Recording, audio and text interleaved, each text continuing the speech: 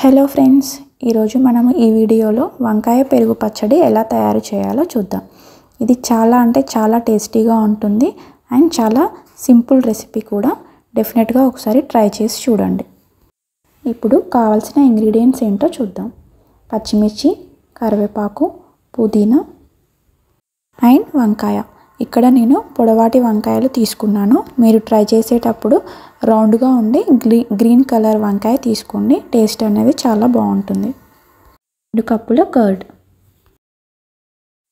ఇప్పుడు ఒక గిన్నె తీసుకొని తగినంత ఆయిల్ యాడ్ చేసుకొని ఆయిల్ వేడయ్యాక ఆవాలు, జీలకర్ర, పచ్చిమిర్చి, కరివేపాకు, పుదీనా వేసి ఒకసారి కలుపుకోండి.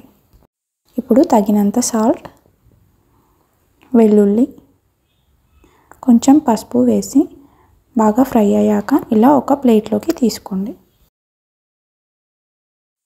ఇప్పుడు అదే గిన్నెలో ముందుగా కట్ చేసి పెట్టుకున్న వంకాయ ముక్కలు వేసి బాగా ఫ్రై చేసుకోవాలి. ఇలా ఒకసారి కలుపుకొని మూత పెట్టి స్టవ్ మీద 10 నిమిషాల పాటు ఉడకబెట్టుకోవాలి.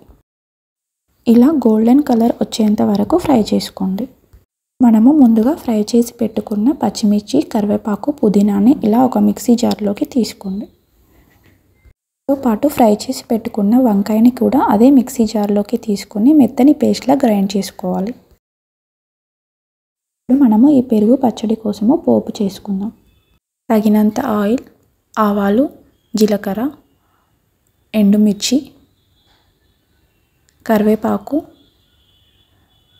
వెల్లుల్లి వేసి ఫ్రై చేసుకోవాలి. ఇప్పుడు మనము పెరుగు పచ్చడి కోసము తీసి పెట్టుకున్న కర్డ్లో గ్రైండ్ చేసి పెట్టుకున్న వంకాయ పేస్ట్ని యాడ్ చేసుకోవాలి.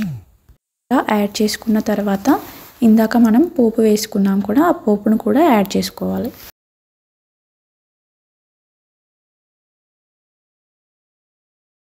ఇప్పుడు ఆనియన్స్ని ఇలా చిన్నగా కట్ చేసుకొని యాడ్ చేసుకొని అంతా కూడా మిక్స్ చేసుకోండి.